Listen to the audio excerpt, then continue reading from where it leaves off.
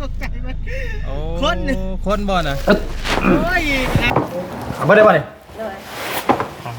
เด้อครับเต็มจักบ่ ยัง มันยังพอ รถไถผู้น้องที่ไปหาเงินมันบ่ รถไทยกับรถจักรมันปะเลยให้ เออแล้วเจ้าน่ะว่าสิไปหาเงินไล่ระบ่งาน งานได้แล้วให้บ่เตียงหาให้เจ้าชิโนสวรรค์ โอ้ได้อยู่ใส่จิโน่ สวรรค์ ได้อยู่สวรรค์ เห็นอยู่เห็นในเฟซบ่เตียงว่าหางานให้และ เพราะฉะนั้นขายเครื่อง งานขายเครื่องอยู่ช่วงใดจักอยู่บ่ บ่ทันโห ทันได้ฮู้ดอกเนาะสิไป ทันโหบ่เตียงว่าไปมื้อแรงกลับไปมื้อแรงกลับไป แล้วแต่เจ้าพร้อมมื้อใดมันไปมื้อนั้น บ่เป็นหยัง เอาไปพอได้ค่ารถ บ่ คือว่าแล้วบ่เตียงสิมารับอยู่ดอกเนาะ ได้ เอาไปเอาบ่เป็นหยังเอาไปรถนะ บ่เป็นห เอ ยัง เอารถนะเอานะอ่า ฝากบ่ไล่ก็ได้เดี๋ยวเป็นจ่ายให้ นั่นแหละเอาแต่อะไร เดี๋ยวบ่เป็นหยังเนาะ ไว้น้ำจานละฝากบ่ไล่พุ่น 32เอาเลขงู ซื้อเลขบ่ เอาขอบใจ มีแต่นั่นแหละพี่น้ ฝา อก ง บ่ไล่ก็ได้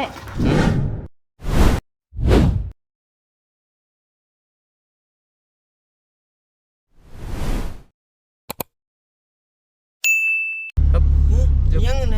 มันยังเฮยนะ คือบติงยังไงนะตายไปยัก จะคน เอ้าโอ้ยตกใจไหม คนบ่น่ะ โอ้ยประคำเลย เฮ็ด ให้ที่ว่าโตเรียบร้อย เฮ็ดจังหามโอ้ยนึกว่าเอาปลา กินบ่ขนมกินบ่เป็นไงเป็นร้อยไปเอาขนมก่อนนะอันนี้ไปเอาขนมมาเป็นไหม เอาปลาบ่เอาปลาบ่เอาขนมนี่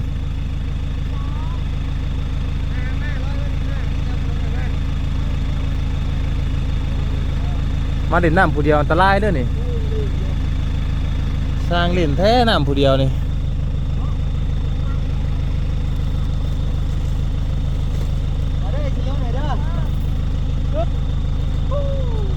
ตกน้ำตรงไหนเฮ็ดได้ได ไปเด้อไปดีเด้อ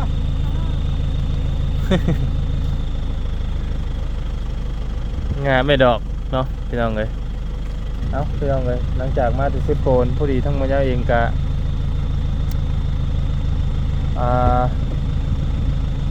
มาหามิตู้คนหนึงพี่น้องเลยพอดีมากับน้องนิวเนาะเพื่อนตอนนั้นคักแท้ยังบ่ได้ก็ได้ทำนี่กับพ่อดอกพี่น้องเพื่อนบ่ยาว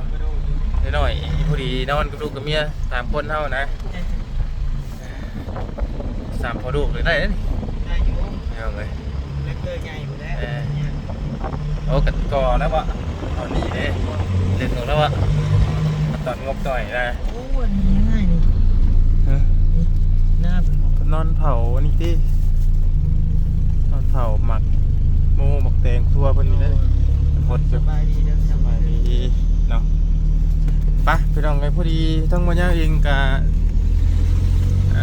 สิเข้าไปหาเยี่ยมยามทางเสาแต้วพี่น้องเลยเนาะเยี่ยมยามทำข่าวเมื่อก่อนบ่ย่างเข้าไปมันก็คือว่าว่าหยอกนู้หัวมวนเพิ่นอยู่พี่น้องเลยเห็นทางบ่เตียงเนาะพี่น้องเข้าไปเนาะและคือว่าจะได้อกมีการอกหักแตกสลายหัวใจแตกสลายแหละคือได้ยินข่าวว่าทางพ่อแม่กีดกันทางพ่อแม่ภายซ้ายพุ่นน่ะกีดกันบ่มักทางสาวแตวเป็นแม่ห้างนางไม้นี่แหละพี่น้องกันเนาะลูกติดประมาณนี้นะคือว่าอยากไปหาเงินอยู่ไทยอยู่ยังอีกนะพี่น้องเป็นเท่าไหร่มาได้ยังไปถามเบิ่งน้ำกันเนาะทางบ้านเราก็ชีวาจังใดพี่น้องเลยก็ไปถามเรื่องราวก่อนนิดนึงแต่เพราะว่าลงมาได้เซฟโปนพี่น้องก็ตอนแรกก็ว่าสิมาตอนสิ้นเดือนพุ่นแหละสิ้นเดือนแต่ที่นี่บ่ยาวแล้วเจ็บท้องคือมันเจ็บแห้งนะพี่น้องเจ็บแห้งแหละมันมันเฮาเจ็บแห้งแหละเมียนมีหมู่คู่กับเบิ่งได้อยู่กับเบิ่งในจำหนึ่งมันก็บ่คือลูกเมียเฮาอยู่เฮือนอยู่ซ่านพี่น้องเนาะบ่ยาวก็เลยกลับลงมาหาทางแม่น้องดับเตอร์ เห็นหน้าเพิ่นได้กินกินยาแหละก็คือว่ามีแห้งขึ้นแล้วก็พอมาพ่อทั้งน้องนิ้วพี่น้องเลยเครื่องบ่เต็มหลังรถยังตอนแรกก็คือว่านัดหมายกันว่าสิไปกับบ่เตียงพี่น้องเลยแต่ที่นี่แหละทั้งบ่เตียงก็คือพี่น้องฮู้น่ะทั้งแม่เพิ่นก็บ่สบายเนาะแต่มีการคาดเคลื่อนกันนิดนึงคาดเคลื่อนกันเรื่องขึ้น ตอน ขึ้ แร น ก โกน ว่าน่าจะไปมื้อนี้พี่น้องเนาะแจ้งในคลิปบ่ยาวพร้อมนะพี่น้องเนาะ โดย ตอนแรกบ่นี้ว่าสิเดินทางมื้อนี้แต่ก็คาดเคลื่อนแน่พี่น้องเนาะเพราะว่าทางบ่เตียงพี่น้องเนาะเพิ่นก็ยังคาเรื่องแม่เพิ่นนะพี่น้องเนาะว่ายังเข้าโรงพยาบาลอยู่ก็มีแต่พังเบิ่งมืออื่นมือพี่น้องเนาะแล้วมื้อนี้ส่งมาปึ๊บแหละก็คิดว่าพุ่นแหละหลังจากชิ้นเดือนไปพุ่นแหละเดือนนี้กับโบเฮิงเราพี่น้องกับมือก็ชิ้นแหละมันมีสัก8 มื้อเด้เนาะแต่ทางน้องนี่ว่าจะไปเป็นโม่แน่ว่าซั่นพี่น้องเลยเนาะมีเครื่องมีของไปแจกและไปว่าไปก็เป็นไปบ่อื่นบ่ฮือพี่น้องเลยเพราะว่าพอจะหาสิกลับมาไปโปรกี่มื้อก็แม่นบ่ยากก็ต้องได้กลับมาอีกเพราะว่ามื้อวันที่3นี่พี่น้องวันที่3นี่ก็เป็นวันเกิดของน้องแรปเตอร์ทำมาถัดไปก็คือวันที่2บ่ยากก็ต้องไปกลับมาหั่นนะพี่น้องว่าไงแหละทำมานั้นก็ไปไล่อยู่แต่ว่าทางน้องนิวก็ทำเพิ่นสิอยู่ก็อยู่ต่อแต่บ่ยากก็สินั่งโดยสารลงมาพี่น้องบ่ยากดอกตัวนั้นนะตอนแรกก็คิดว่าสิสิ้นเดือนพุ่นแหละแต่ว่าน้องนิวมาชวนแล้วก็ไปก็เลยขึ้นแปมกันก่อน พอดีแล้ววันนี้ขี่รถผู้เดียวพี่น้องเลยจะได้ส่วนเป็นไปน้ำนะพอได้นั่งเป็นหมู่ไปทำการให้นะพี่น้องเลย แต่ว่าปืนนี่สิอยากไปหาทางผู้ลูกผู้โกกก่อนพี่น้อง พอดีแล้วกับถ่าทางมาเตียงเป็นแนวเวียกแนวงานเนาะเบิ่งทางไม่ตู้เป็นของหมอก่อนนะพี่น้องเนาะกับเบิ่งไปนี่แหละนะพี่น้องเนาะเครื่องเขาขึ้นแล้วพี่น้องเลยเนาะว่าจะไปมื้อนี้จะขาดเคลื่อนแต่ขอโทษขออภัยน้ำลายนะพี่น้องเด้อเนาะที่ว่าเพราะว่าผมเจ็บเป็นเอ็นดุนคือคือว่ายังไงคือมันเฮาต้องเอาครอบครัวเฮาก่อนอย่างคือกัน กับเฮากับบ่ค่อยสบายคือซี่เห็นนั่นแหละเฮากับเป็นวัดแน่กระเพาะแน่กับเบิ่งอาการก่อนมื้อนี้ก็ไข้แน่พี่น้องเอ้ยก็ออกมาสู่เวียนสู่งานแถวบ้านใกล้ๆก่อนเนาะแม่จะว่ากันพี่น้องเอ้ยบ่เกินมื้อไปแน่นอนพี่น้องเอ้ยเนาะก็ขอโทษขออภัยน้ำลายที่ว่าหนักแล้วแต่บ่เป็นหนักพี่น้อง บ่เป็นหยังมันมีการเคลื่อนกันอยู่แล้วการเดินทางเนาะแต่ว่าไปก็อีกบ่กี่มื้อว่ายังก็ได้กลับมาแหละพี่น้องไปชัดเจ็ดจังได๋ก็ต้องค้ำอยู่แล้วเพื่อเฮาขึ้นไปฮอดถ้า2 มื้อ มื้อที่3เป็นตีกลับน่ะพี่น้องว่าแล้วนะเนาะก็มาไปก็คือเรื่องนิ้วยังว่าบ่พร้อมมากก็บ่เป็นหยังเดี๋ยวบ่ยาวนั่งโดยสารลงมาก่อนก็ได้มันเอาเพื่อความสบายใจเนาะและ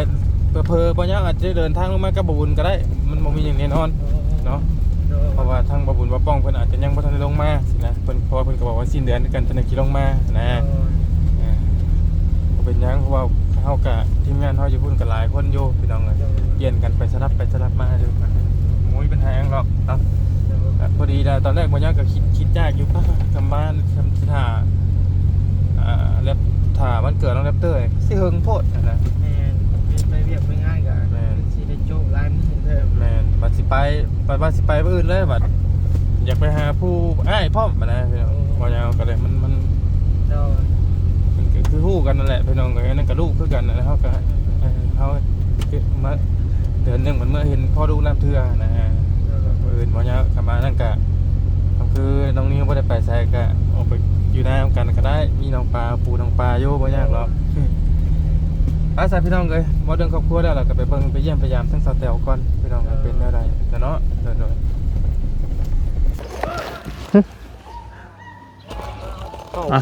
พี่น้องเนาะเอามาบ้านบ่ไล่ก่อนพี่น้องบ่ไล่ออกไปแล้วบ่ไล่เนาะพี่น้องเอ้ยลองมาเงี้ยวเนาะโอ้ปีนี้เราม่วงกับโปรเดือดปานใดพอได้กินอยู่พี่น้องเลยเนาะนี่ใช่โปรหาชมกินม่วงกับบ่มีพี่น้องเลยกินเก้าเจ้าว่าจะถือมากินนี่นะม่วงเอาเลยจะโจมสิตายเลยมันตุเล่าเลยเอาเลยคนน่ะ ตอนสิตายแล้วโอ้ยยอมแล้ว กินแล้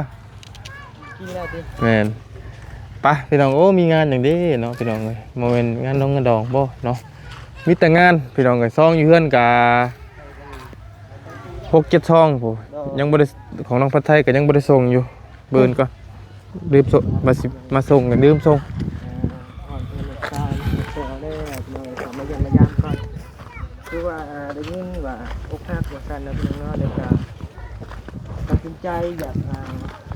เดินทางเข้าไปกรุงเทพพี่น้องเนาะเดี๋ยวก็บ่มีบัตรบ่มีเบอร์เดี๋ยวก็ว่าอยากลากไปว่าซั่นโอ้ยอย่าไปเฮ็ดแต่สแตลเลยเนาะเป็นจับเป็นผูกมาบ้า โอ้ เฮ้ยบุษสูงตัวนี้เลย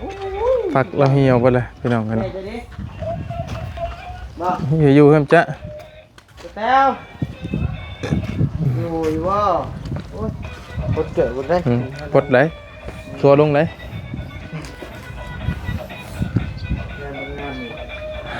เตอ ใช่ไม่ใช่นอนหันหันอยู่ว่าใช้เอาเข่าไปคลายก่อนใช้หันท่าให้คลายด้วยเซเว่นเลย สบายดี กินมันเลย เฮ้ยยังไงนะ อนามัยนี่ละ อนามัย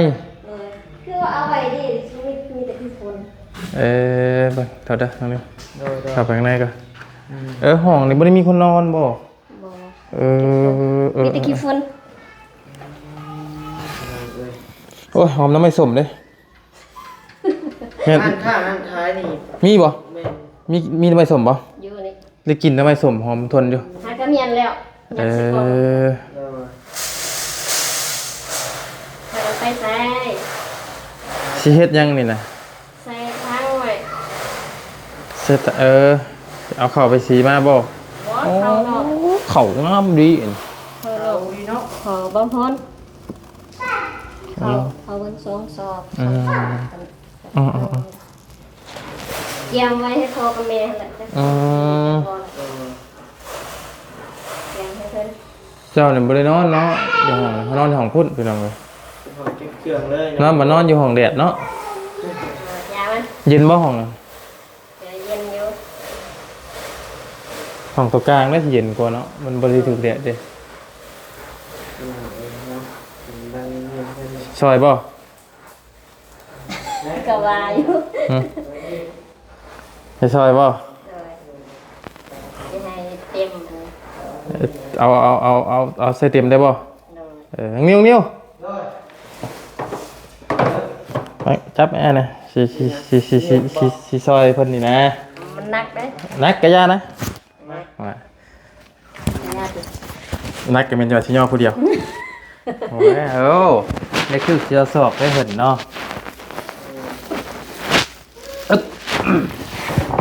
เอาไปได้บ่นี่ เลย เด้อครับเต็มจักบ่ ยาง โอ้ยบอกไปยัง มันยังพอ ยัง เนาะพอดี พอดีบอก พอดีเลยโอ้สอบหนึงบ่นี่นะกระสอบอันนี้ได้พี่น้องเลยเต็มนี่จักสอบเนาะเป็นกระเปือกนี่ โอ้โห อ๋อ หนอเป็น ระดับสองเลย2 3 2-3พุ่นละ เป็น4ถึง8สอบได้ กินได้จักเดือนเลยแม่น โอ้โห เอาสายเดือนอยู่เนาะเบิ่งนี่พี่น้องเพราะว่า 2 3 เพิ่นให้คอยสอบหนึงคอยละเทศนิตอนนั้นนี่สอบครึ่งหันของแม่ ลูกกับแม่ของมือก็ ไปเอามานอกปีมันฮ้อนแล้วนะ ไปจะไป เอาวะออกหันแล้ว เออ หาสินหาแพรนุงกัน จ้า ชาเตลเนาะนี่ชาเตลนี่บุดหนึ่งก็อกหักบุดหนึ่งก็ บ่อกหักดอกสำคอยสิอกหักง่าย ดูนี่สิองค์หักเนาะ ๆมันแข็งแล้ว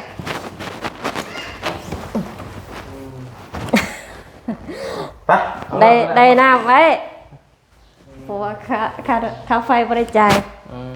ไปเอาออกพี่เยี่ยมยามทำข้าวทางสอดแต้วเดี๋ยวเนาะเอามันออกที่ละเย็นเนาะใครอยู่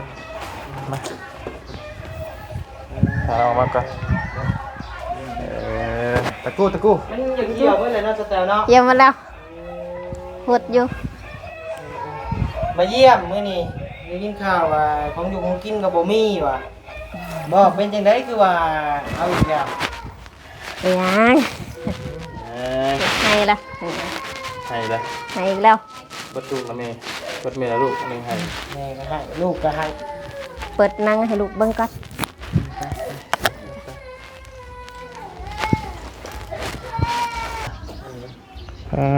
เสียงไงเนาะนั่งน้ำเลยเด้อ เลย เป็นได้อยู่ดีมีแห้งอยู่บ่ เลย คือว่าอยากไปไทยว่ายังไปเฮ็ดหยังอะนะ เราสิไปเฮ็ดงาน สแตลอะ ว่าสิไปเฮ็ดเวียกนี่บ่ เลย อันน้องเจ้าถ้าไปแล้วบ่ ไปแล้ว อันที่ว่าจะมาเอาลูกให้นี่นะ เลย สมมุติเจ้าไปสิเอาลูกให้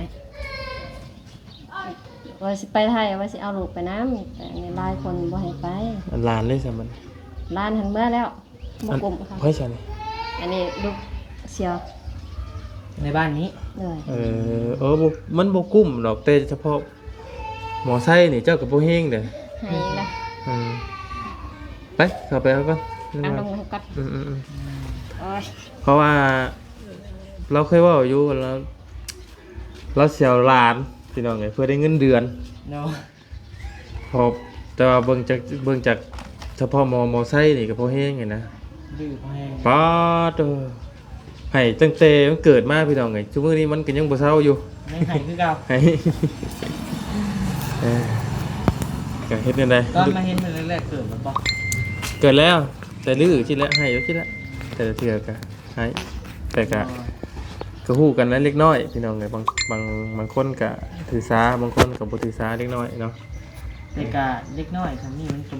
บ่ให้ได้บางคน แม่นแต่มันก็มึนน่ะนะว่าง่าย ดื้อ ๆลูกร้อยค่อนข้างจะดื้อแน่แต่ตาเดียวกับน้องดับเตอร์นะดับเตอร์ก็ดื้อคือกันน่ะดื้อบ่ให้นะพี่น้องเอ้ยดื้อมิดดื้อไปดื้อไปอย่างเดียวอยากให้แน่แล้วคือมื้อนี้น้องเอ้ยเพิ่นใหญ่เด้ โดย เพิ่นอยากอยู่นำแล้วคือมื้อนี้อยากนั่งจังวันปกติแล้วเนาะ โดย ตอนแรกเราว่าสิเอาลูกน้องน่ะมาเลี้ยงเนาะ ว่าสิเอาร้าน บัดนี้ก็ไปบ่รอดบัดน่ะ เลย เอาจะเลยจักมื้อ มือหนึงกับคืนหนึง บ่รอด บ่รอดให้เป็นไข่ เออ คอไข่พวกไก่ เอาเป็นรถไทยให้ถึง รถไทยเนาะ รถไถผู้น้องที่ไปหาเงินนั่นบ่ รถไทยกับรถจักรทำปะเลยให้ เออแล้วเจ้าน่ะว่าสิไปหาเงินไล่ระบงาน งานได้แล้วให้บ่เตียงหาให้แถวชิโนสวรรค์ โอ้ได้อยู่ใส่เจโน่ สวรรค์ ได้อยู่สวรรค์ เห็นอยู่เห็นในเฟซบ่เตียงว่าหางานให้และ เพราะฉะนั้นขายเครื่อง งานขายเครื่องอยู่ช่วงใดจักอยู่บ่ หัวทันหัว ทันได้ฮู้ดอกเนาะสิไป เรื่องงาน ทันหัวบ่เตียงว่าไปมื้อแรงกลับไปมื้อแรงกลับไป แล้วแต่เจ้าพร้อมมื้อใดมันไปมื้อนั้นและลูกเต้าได้ใครน้ำลายพอ ว่าสิปะน้ำพอกับแม่ก่อนให้เพิ่นมาอยู่เฮือนก่อน เพราะว่าไปถ้าเอาลูกกับเต้าไปนำมันจำบ่ได้เฮ็ดเวียกอีหยังแหละไปฮู้กันนั่นแหละแล้วเฮือนนางนี่เนี่ยใส่พ่อกับแม่มาอยู่ก่อนบ่ เพิ่นสิอยู่ได้หากแม่หันบ่อยู่แม่ว่ามัน เดี๋ยวค่อยมาอยู่ก็ได้กันเลย ให้คนมาอยู่ป่ะ เลี้ยงลูกเพิ่นว่า บ่เลี้ยงเพิ่นนะสิพาลูกพาเมียมาอยู่ก่อยก็ได้ งามฉ่ำติ แต่ก็ ใส่นะ คือก็ได้สำหรับบ่ยาวคิดว่ากะถึกละที่เราอยากทำมาหากินอยากไปเฮ็ดเวียกเฮ็ดงานคนเฮางอไม้งอมือมันอยู่บ่ได้น่ะพี่น้องเอ้ยเนาะคนเฮาเคยใช้แบบว่าเคยเฮ็ดเวียกหาเงินใช้เงินมันเฮาสิมางอมืองอตีนมันบ่ได้เนาะลำพังที่เฮาปลูกผักปลูกหญ้าบ่พอกินนะพี่น้องเอ้ยเนาะ รอดดอก มันไปบ่รอดเข้าใจอยู่พี่น้องเอ้ยยุคนี้มันใช้เงินล้วนๆเลย มื้อนี้ได้น้ำปะไว้เตรียมห้องน้ำเพราะว่าค่าไฟบ่ได้จ่ายเดือนนี้ ก็คือบริจาค บ่มีนี่ล่ะ โอ้ บ่ได้จ่ายซ้ำเดือนนี้ เพิ่นสิตัด เลย เพิ่นสิตัดไผเลยอ้าวบ่ได้ขาไผ เดือนนี้บ่ทันฮู้ บ่ว่าค่าฟืนค่าไฟก็ตัวก็จนสิบ่รอดบ่ บ่รอดหั้นนะ อ๋อ ยังข้างเพิ่นเท่าใดล่ะ บ่ได้จ่ายเพิ่นซ้ำเพิ่นมาหั่นเพิ่นบ บ่พอไว้ จักเดือนจะบ่ได้จ่าย มีแต่เดือนนี้ โอ้เดือนเดียวก็สิตัดกัน ตัดเด้อทุกมื้อ เออ ทุกมื้อเลยข้างอยู่ ก็ ดีเลย เห็นน้ำบ้านนี่เห็นเขาตัดเออมันบ่ฮอดเท่า3-4แสนนะฮอดบ่ บ่ฮอด บ่ฮอดจื้อ 30ปลาย 30,000 30ปลายหรือ40ปลาย โอ้ โอ้เขียนแล้วไปเสียสเตลเลย จะเสียรถจะให้เพิ่นตัดซะเนาะตัดถึงหยังพื้นไฟจำนี้บ่ต้องตัดหรอก มันยากนั่นแหละสิไปจ่ายมันเลย เอ้าเพิ่นบ่ได้มาให้บินเก็บมาเก็บเปล่า ก็เก็บอยู่แต่เดือนนี้น่ะบ่เห็นถามคนในบ้านว่าเขาจะมาเก็บแล้ว ก็เดือนหน้าเดี๋ยวเพิ่นก็มาเนาะ เอาไปจ่ายพวกเพิ่นเดี๋ยวฉะนั้นเพิ่นมาตัดเฮาก็ยืนเงินไปจ่ายค่าไฟเพิ่นเลยก็แล้ว คันว่าเขาอยู่ก็บ่ให้เขาตัดอย่างเวลาเขาบ่อยู่ อืมค่าน้ำค่าไฟอยู่กันบ่ยาวเดือนละล้าน เพราะว่าต้องแพงกะ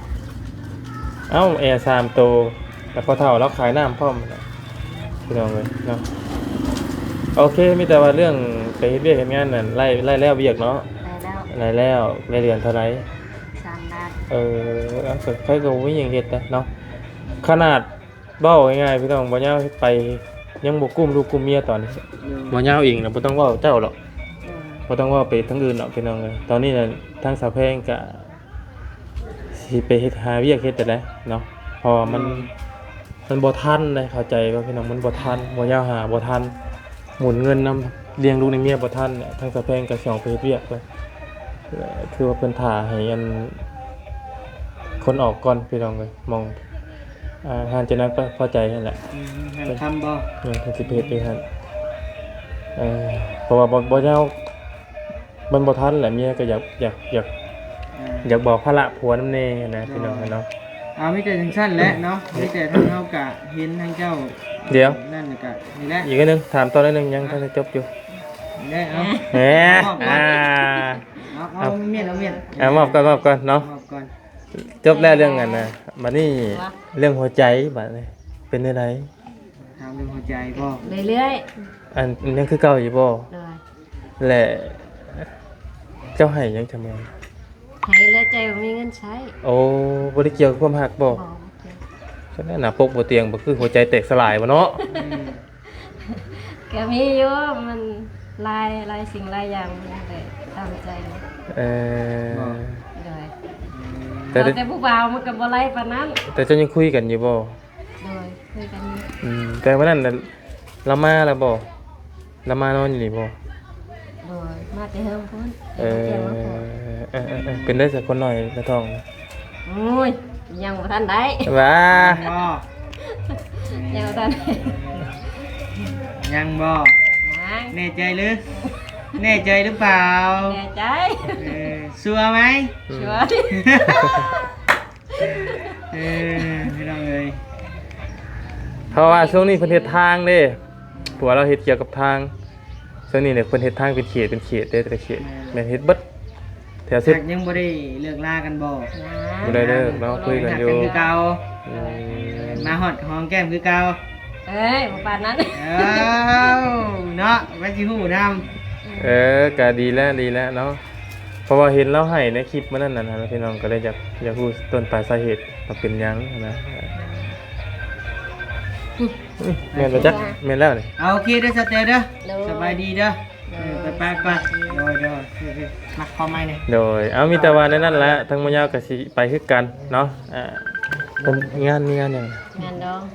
อันดองบ่4-5งานติดกันเลย บ่ว่าแต่เจ้าข่อยคือกัน4 5ซองเจ้ายังเป็นงานที่ข่อยเป็นซองนี่เฮาสิผูกแขนเขา4 50บ่ได้เด้อสเตลเอ้ยมีแต่2 3แขนขึ้นไปใส่ซองโอ้พี่น้องเอ้ย ปีนี้นี่ส่วนหลายไปซื่อ อืม ๆไปเขาเห็นหน้า คือว่าเจ้าบ่ยาวก็คือว่าหมู่คู่ก็คือว่าบ่ได้มีปานใด โอ้ยเนาะให้ยังไงเมื่อยน้ำจ้าได้ค่ะ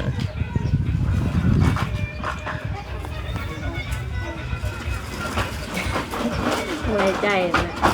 ตกมาปีนี้ก็คือว่าธุรกิจอย่างนักขนาดตัวบ่ยาวเองนักแนวเลยเนาะ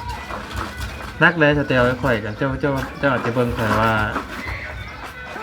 ข่อยมีเงินมีหยังบ่แม่นเนาะคือกันนะ อืม ตกมาปีนี้เหินกันนักหน่วงทะลุไม่กันเนาะมีแต่ว่าคอยฮักกันนานๆได้เถอะเด้อครับทางกูเอาเนาะเบิ้งชีซอยคาไฟก่อนสักพี่ชายหาชิปพัน ข่อยยังบ่จักบ่ติดใจ กะยาแล้วบัดคุณแล้วจ่ายเจ้าช่างจ่ายเพิ่นเอา บ่เป็นหยัง เอาไปพอได้ค่ารถ บ่ คือว่าแล้วบ่เตียงสิมาหาพี่ดอกเนาะ ได้ เอาไปเอาบ่เป็นหยังเอาไปรถนะ บ่เป็นหยัง เอารถนะเอานะฝากบ่ไล่ก็ได้เดี๋ยวเป็นติดใจให้ นั่นแหละเอาใจอะไร โดยบ่เป็นหยังเนาะ ไว้น้ำจานแล้วฝากบ่ไล่พุ่น 32เอาเล็กงู ซื้อเล็กบ่ เอา ขอบใจหลาย มีแต่นั่นแหละพี่น้ ฝา อก ง บ่ไล่ก็ได้ หึ เห็นชานไปทำพุ่น ไปจ่ายอยู่ไสอะ โมโห เราบ่ได้แบกเข้ามาบ่มื้อนี้ มื้อนี้ยังอยู่ เออ มาฝากเด้อเบา อ่ะ หยั เจ้าง ก็ได้ ฝากคอยนี่ได้จะไปฝากเราเองแหละมันก็คือแบบหนึงแล้วจะมาฝากคอยมาฝากบ่อะไรเจ้าสิฝากเจ้าก็ฝากเราเองโดด เลย มันคือแบบหนึงอะนะทำแบบเขาจะถ้าจะคุยกับเราก่อนแล้วนั่นคอยไปให้น่ะได้ อันนี้เจะยังบ่ได้คุยหยังกับเราเลย บ่เสร็จ5เพิ่นก็ได้บ่เป็นหยังเสร็จ5เพิ่นก็ได้ เอานั่นบ่ เออ พ่ออยู่บ่นี่ เหลือ เดือ เลย เพิ่นจ่ายอยู่ใช้จ่ายอยู่ใช้ เห็นเขาว่าอยู่โรงเรียน เออ บ่เคยไปมันยากนี่ไปจังได๋ เอาโอเคซะพี่น้องเอ้ยเนาะเดี๋ยวสิไปให้ทางบ่ไล่เองก็ได้เนาะ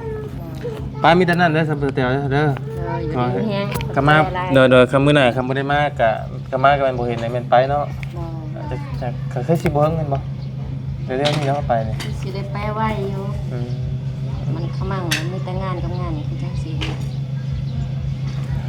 มันมีแต่งานดอกงานแต่งพี่น้องบ่ยาว10ซองในเดือนนี้ ถ้าขอได้บ่อยากให้มีงานอีหยังซะ 10ซองล่ะพี่น้องเอ้ยทั้งเมียทั้งข่อยป๊าดเงินใส่ซองล้าน2ล้านเอาบ่อยู่ดอกมื้อนี้ค่านมลูกอีกบ่ยาวก็บ่พอละบ่อะไรใจจังว่าพอแล้วยาวละไปอยู่ดีมีแฮงเด้อสแตลเด้อเดินทางปลอดภัยก่อนเนาะเดี๋ยวเจ้าไปพี่น้องเอ้ยเดี๋ยวเพิ่งว่ากันเนาะไปได้ทำเด้อคือจ้าดูไป